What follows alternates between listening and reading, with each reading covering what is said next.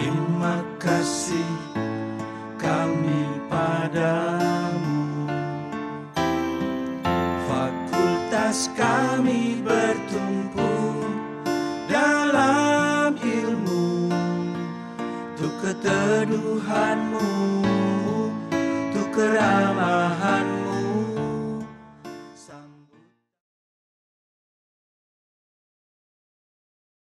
Baik, semangat pagi para mahasiswa sekalian. Ketemu lagi di mata kuliah Histologi Veteriner 1. Pada saat ini kita akan membahas tentang epitel kelenjar. Jadi sebelumnya kita telah membahas tentang epitel, merupakan salah satu dari 4 jaringan dasar.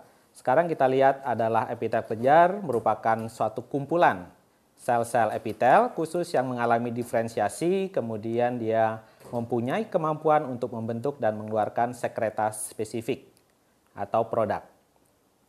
Nah, untuk pertemuan kali ini sebenarnya dari skema ini sebenarnya kita bisa melihat bahwa klasifikasi dari kelenjar itu adalah kita kelompokkan menjadi 2 besar, itu adalah kelenjar endokrin dan kelenjar eksokrin. Kita tahu bahwa kelenjar endokrin itu dia tidak mempunyai alat penyalur. Pertanyaannya adalah kemana sekreta tadi dialirkan? Tidak lain adalah karena dia produknya berupa hormon, maka sekreta tersebut dialirkan menuju ke pembuluh darah, menuju ke target organnya. Sedangkan kelenjar eksokrin, nanti kita lihat ada yang mempunyai, sebagian besar mempunyai alat penyalur, tapi ada juga yang tanpa alat penyalur, seperti yang disampaikan di skematis ini. Ya, kalau kita lihat kelenjar eksokrin, dia ada yang letaknya endoepitelial, ada yang eksoepitelial. Yang endoepitelial inilah yang terdiri dari bisa uniseluler dan juga multiseluler. Nah, dengan demikian dia tidak perlu alat penyalur karena sekresinya akan langsung menuju ke lumen. Sedangkan untuk yang eksoepitelial ini biasanya dia berupa organ. Kalau kita lihat di sini dia akan dialirkan sekretanya melalui alat penyalur atau yang kita kenal dengan istilah duktus. Nah, kemudian kalau kita lihat di sini ada kelenjar yang sederhana, majemuk, kemudian bentuknya ada yang tubular, ya, kemudian asinar dan juga nanti campuran tubulo-asinar. Nanti kita akan bahas satu persatu di slide berikutnya. Nah, kita lihat untuk kelenjar endokrin, tadi telah dibahas bahwa dia menghasilkan hormon, tidak perlu adanya alat penyalur. Beberapa contoh misalnya adalah kelenjar hipofise, adrenal, testis, ovarium, dan lain-lain nanti akan dibahas khususnya di bagian endokrin, jadi khusus satu chapter di histologi 2. Berbeda pada kelenjar tiroid, dia membentuk kantong, kemudian nanti baru diskresikan keluar dengan bantuan zat tertentu, misalnya adalah yodium. Nah, ini di epitel kita telah melihat bahwa kelenjar tiroid merupakan contoh dari epitel kubus sebaris, karena di sini kita lihat strukturnya, kalau kalian perhatikan itu adalah selnya adalah kubus sebaris, sedangkan sekretanya berada di dalam folikel. Ya, satu lingkaran itu kita sebut dengan folikel, sedangkan yang F itu adalah sekretanya. Nah, kemudian sekarang kita masuk ke kelenjar eksokrin. Kalau kita bicara kelenjar eksokrin, tadi ya sekretanya bisa langsung melalui alat penyalur ataupun langsung ke permukaan sel menuju ke lumen organ.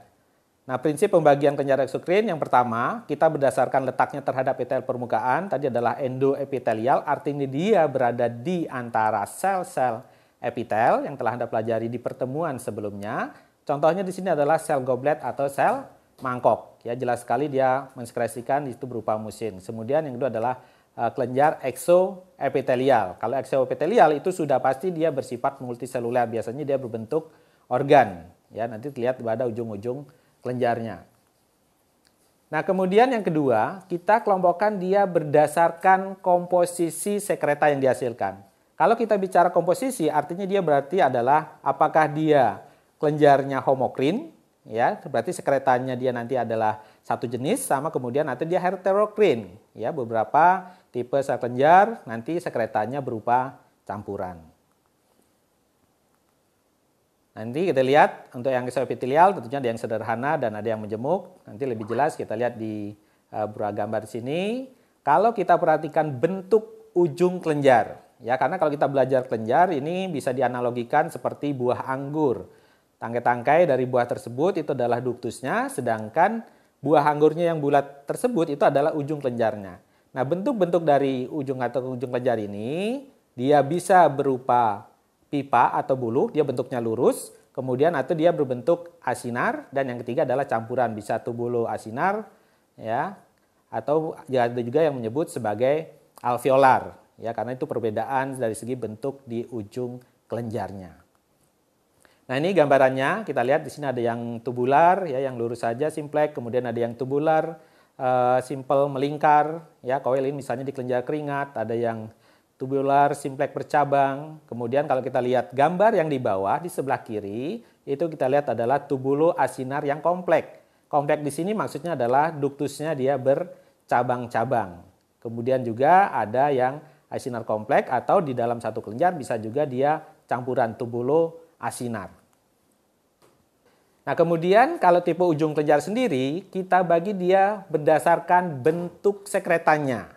Ya, kalau berdasarkan bentuk sekretanya, dia bisa berupa sekreta yang encer dan juga ada yang sekretanya kental. Kita bedakan menjadi 3 di sini. Yang pertama itu adalah kelenjar serus, yang kedua adalah kelenjar mukus, dan yang ketiga adalah campuran yang kita sebut dengan kelenjar seromukus. Nah, untuk yang kelenjar serus secara histologi kita bisa melihat dia bentuknya selnya adalah piramid, kemudian intinya bulat di tengah, kemudian sitoplasmanya dia bersifat asidofilik, jadi berwarna merah muda pada saat diwarnai dengan hematoksilin eosin. Sedang kelenjar mukus, sitoplasmanya tampak biru cerah biasanya, kemudian intinya lonjong dan terdesak ke bagian basal karena di bagian apikalnya itu adalah sekretanya. Dengan pewarnaan HI, sitoplasmanya berwarna biru cerah. Sedangkan kelenjar seromukus itu adalah gabungan di antara kedua bentuk ujung kelenjar. Misalnya untuk serus itu paling mudah adalah di kelenjar ludah. Jika Anda bayangkan sekarang sedang memakan mangga muda yang sangat asam, nah itulah. Terus kemudian akan keluar air liur, nah itulah dihasilkan oleh kelenjar, salah satunya adalah jenis ujung kelenjar serus, jadi dia berupa sekreta yang encer. Nah, ini gambaran histologinya. Kalau secara skematis kita lihat bentuknya piramid, kemudian intinya bulat dan terletak di tengah dengan hematoksilin, eosin, dia sitoplasmanya berwarna merah muda.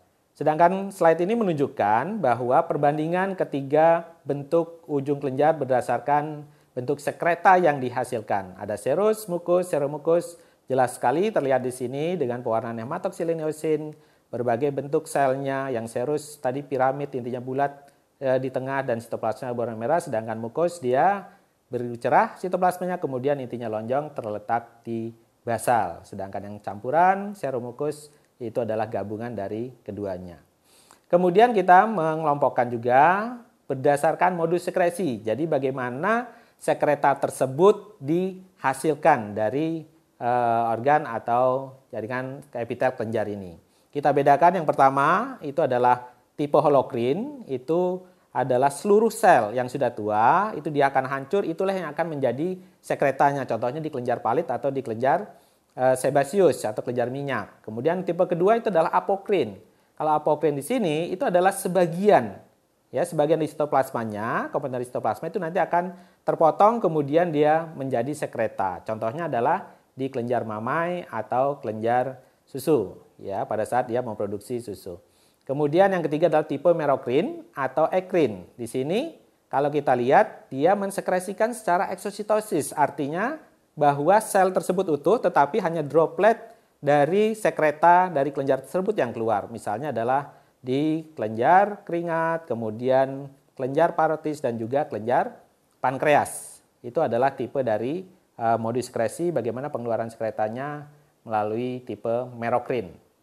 Nah, ini gambaran secara umum, ya, walaupun di sini nanti kita fokus ke kotak yang biru saja.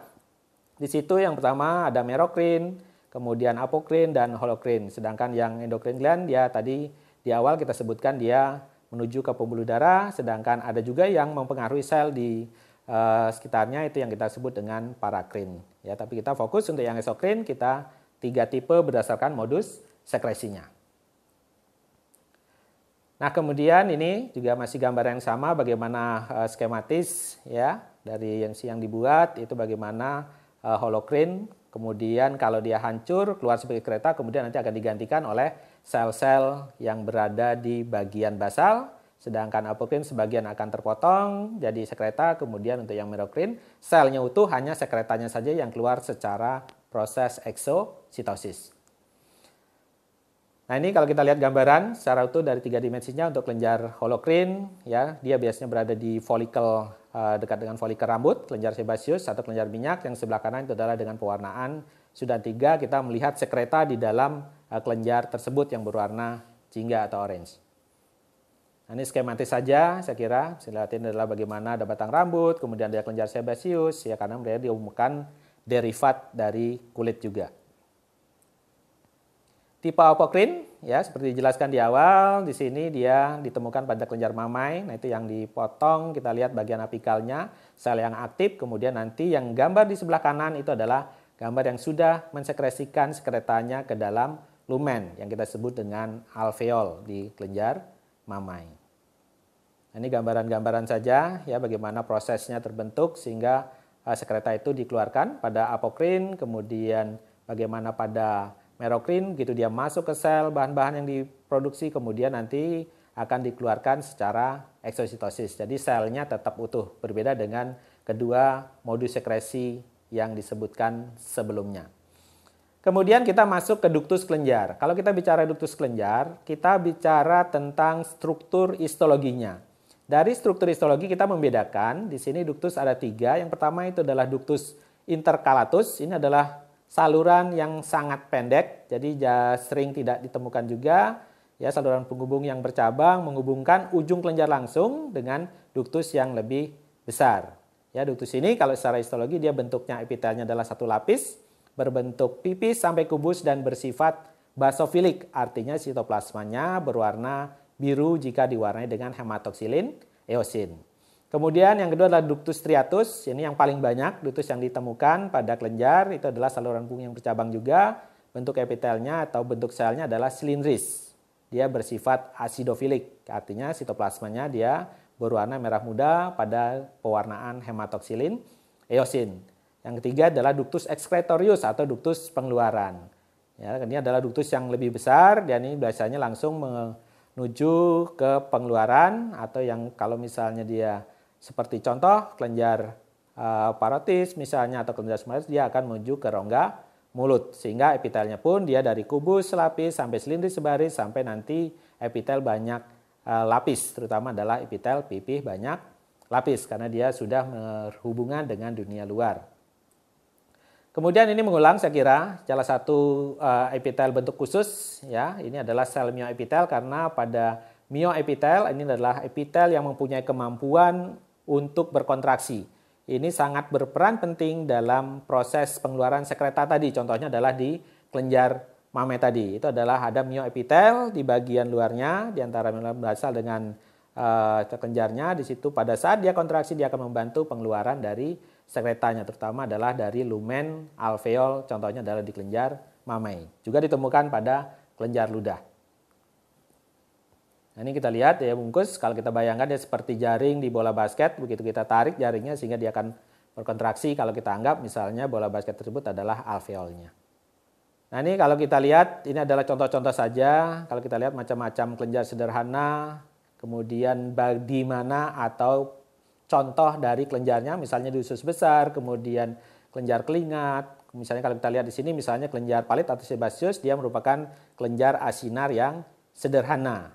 Ya, kemudian ada kelenjar palit yang besar, tentunya nanti dia sudah kompleks, dia tentunya bercabang-cabang. Jadi dari bentuk atau morfologi kelenjar yang dijelaskan di awal tadi, ada yang tubular, kemudian ada yang alveolar atau asinar, sedangkan kemudian yang kompleks adalah tubulo-alveolar atau tubulo-asinar. Baik, saya kira demikian yang bisa disampaikan terkait dengan epitel kelenjar yang merupakan lanjutan dari materi epitel pada pertemuan sebelumnya. Kemudian nanti Anda bisa pelajari ya lebih lengkap di slide yang diunggah di LMS. Saya kira demikian, terima kasih dan selamat belajar.